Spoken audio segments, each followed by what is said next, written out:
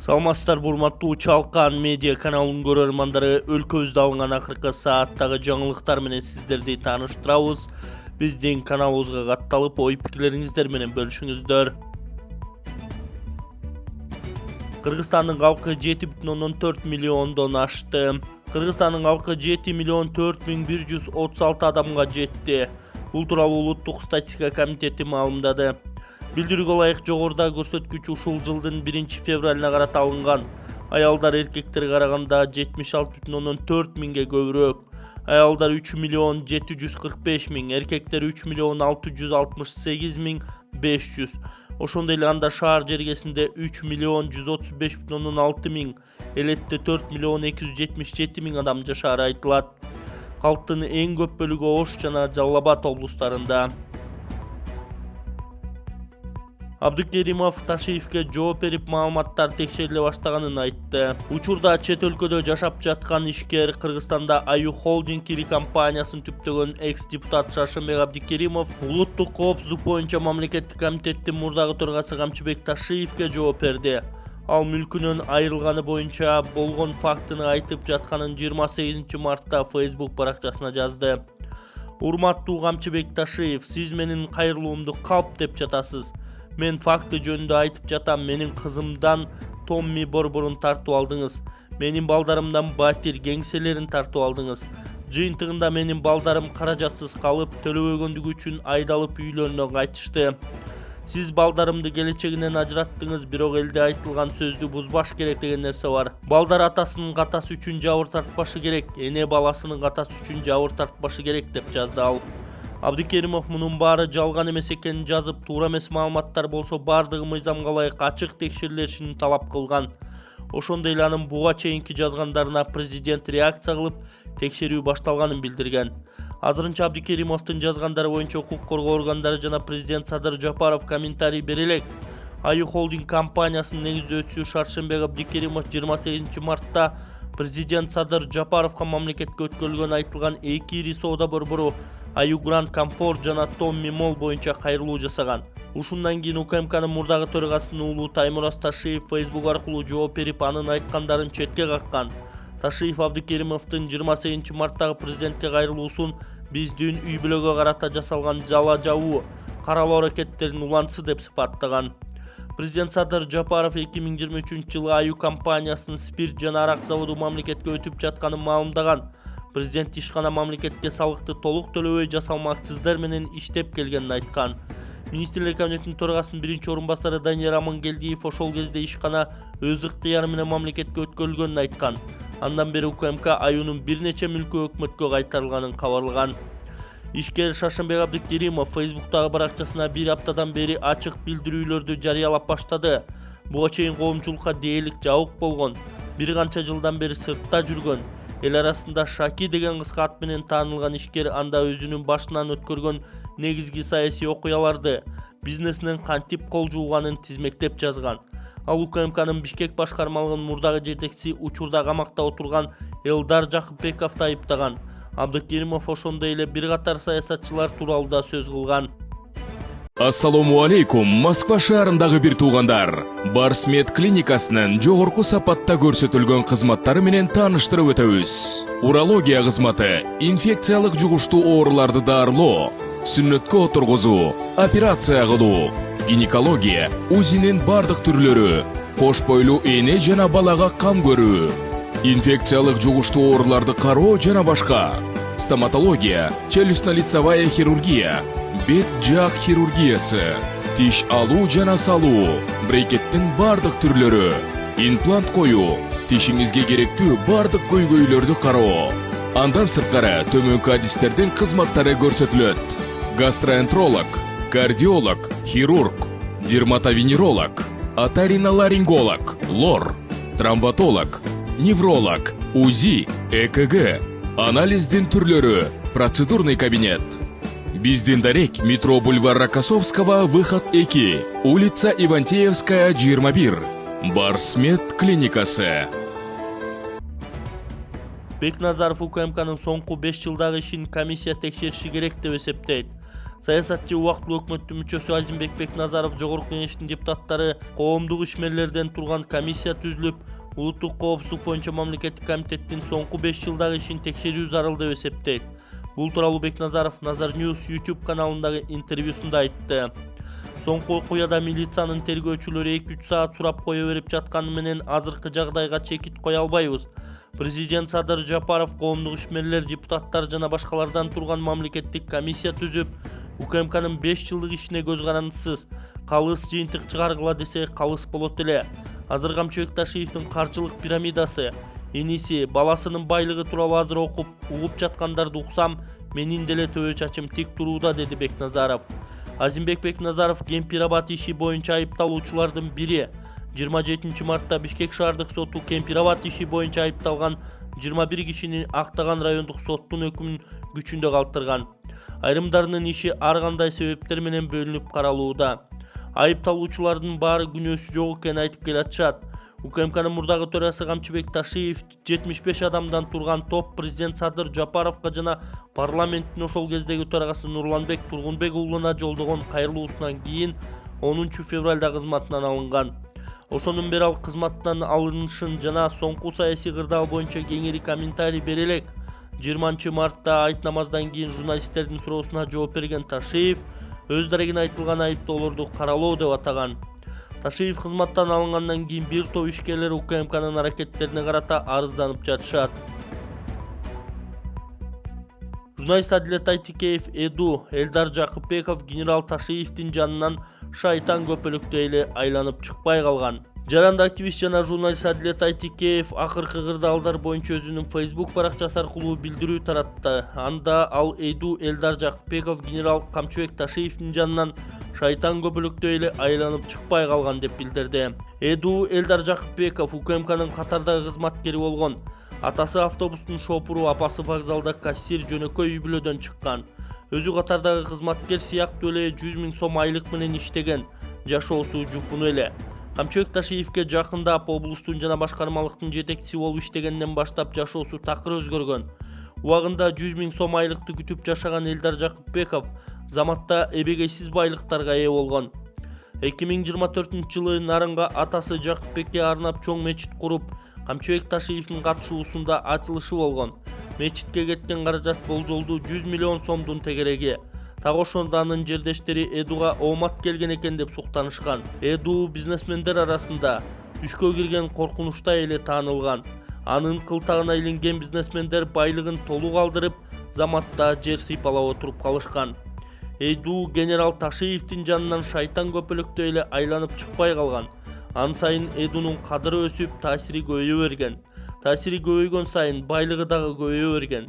Бизнесчи ак эмгектен эмес, башкалардын байлыгын тартып алып отурган. Эч ким үндөй алган эмес. Артында Ташиев колдоп жатса анда кимге арыз муңун айтат. Убакыт өтүп доор алмашты. Камчыбек Ташиев кызматтан кетип Эду кармалды. Маалыматтарга ылайык Эдунун үйүнөн 30 миллион доллар табылган. Ага таандык 32 кыймылсыз мүлк, үйлөр, батирлер, хан сарайлар, бизнес имараттар, 30 ар кандай маркадагы автоунаалар, ар биринин баасы 20 000 доллардан 160 000 долларга чейин. Күлүк аттар, асыл тукум жылкылар аныкталган. Жалпы баасы 90 миллион сом. Эдунун жанында 40 жоросу болгон. Алардын ар биринин байлыгы өзүнчө узак тизме.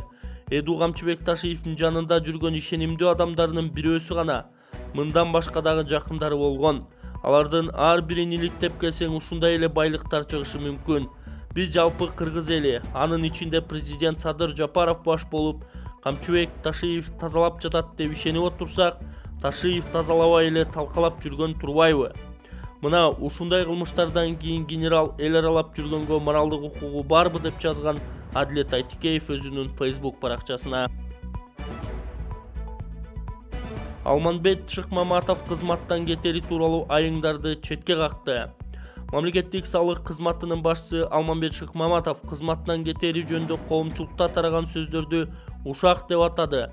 Ал соц тармактарга айрым маалымат каражаттарына өзү тууралуу жазылгандарды четке кагып, мындай ушак демейки болуп калган көрүнүш экенин Азаттыкка билдирген. Мындай ушак айындар маалымат айдыңында көп окулат. Дайыма ушундай болуп келген.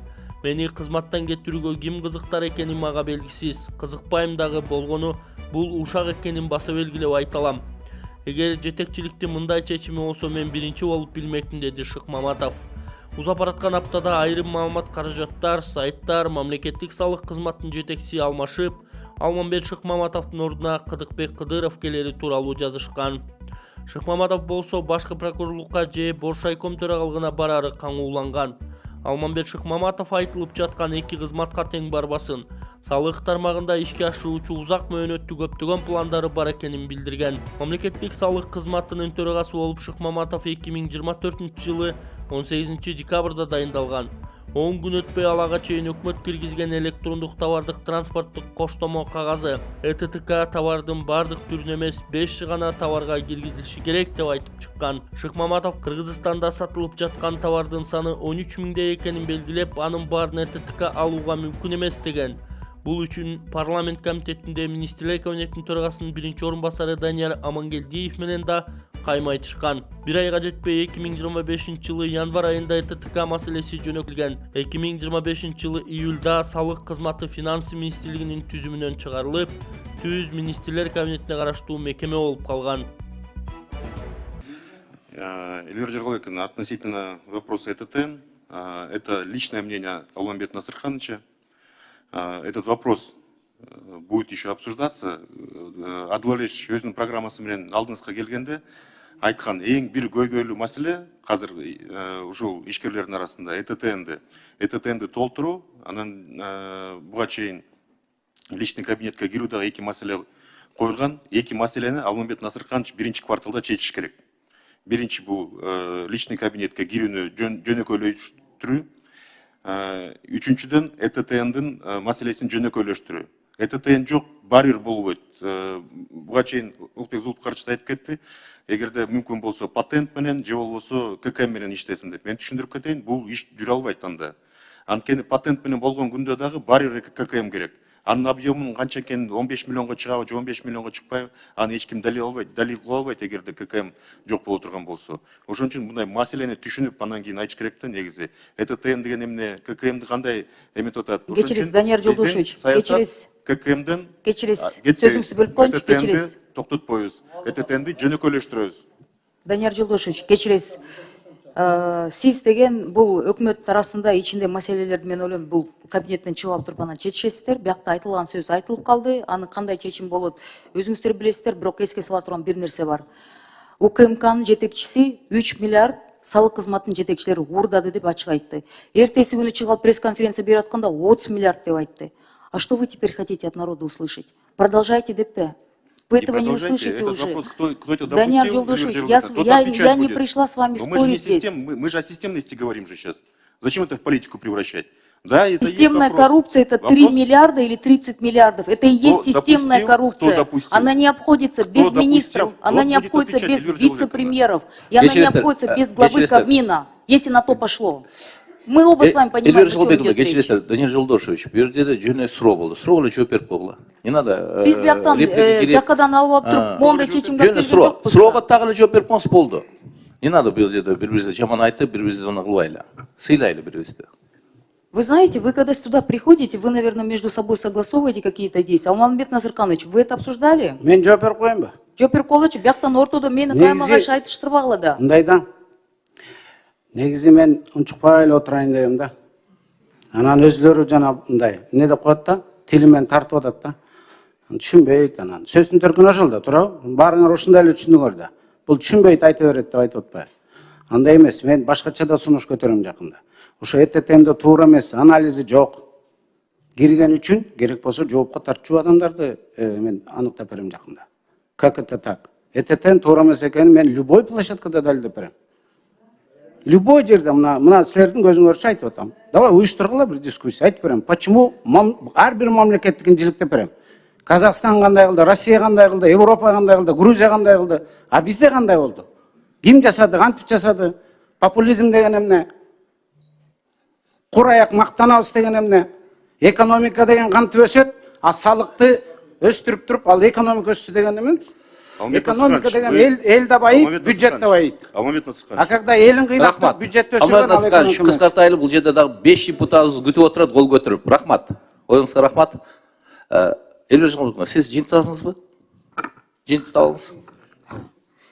Я вообще в шоке. Впервые за мои 9-летней практики здесь вот такая перепалка идет. Данияр Жолдошевич, мен сизди сыйлайм, сиз менен көп жылдан бери таанышпыз. Ортодо деген чечпеген Кабминдин маселелери болсо, пожалуйста, чыккандан кийин чечип алыңыз. Менин сөзүм катуу тийсе, я понимаю, у вас амбиции министра, вице-премьера нынче, да? Я понимаю, что вам кажется, что это мы в политику превращаем. И когда вы доносите руководству, доносили руководству о том, что это сидят там эти депутаты, которые против власти, до меня эти слова тоже доходили. Любое абсолютно в парламенте озвученное мнение народа доносилось как решение против властей. Время все расставило по своим местам. И оно еще расставит. И я очень надеюсь, что решения, которые принимались до, действительно они проходили с анализом.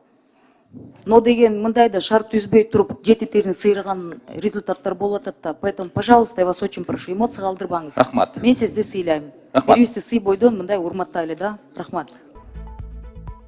Жаныш Бакиевдин мурдагы жардамчысы Рахман Медерге ийгилик жылмайганда 2026 жылдын 24 мартында Кыргызстан элинин Ассамблеясы ассоциациясынын кеңешинин жыйыны өткөрүлүп, анын алкагында Рахман Медер төрагасы кызматына дайындалган.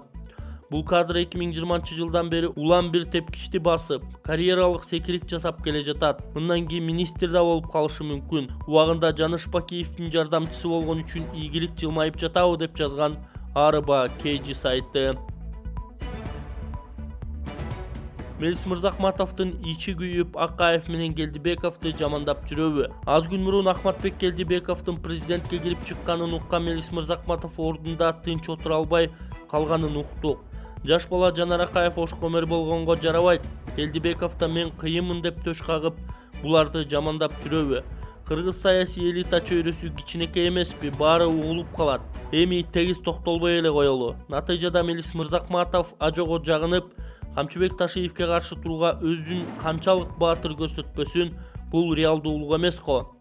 Кимдин ким экени, дарамети коомчулукка белгилүү, ал эми Ахматбек Келдибеков менен Жанар Акаевдин деңгээлдери башка.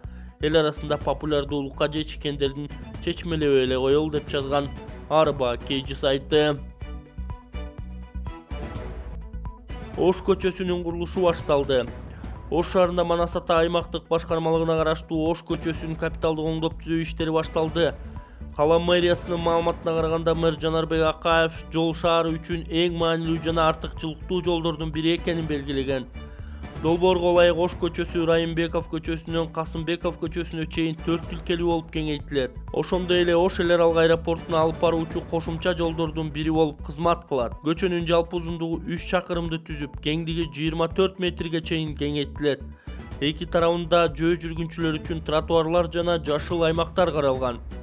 Ош шаарынын мурдагы мэри Жеңишбек Токторбаев кызматтан кеткенден кийин калаада курулуп жаткан бардык объектилер Курулуш министрлигинин карамагына өткөн.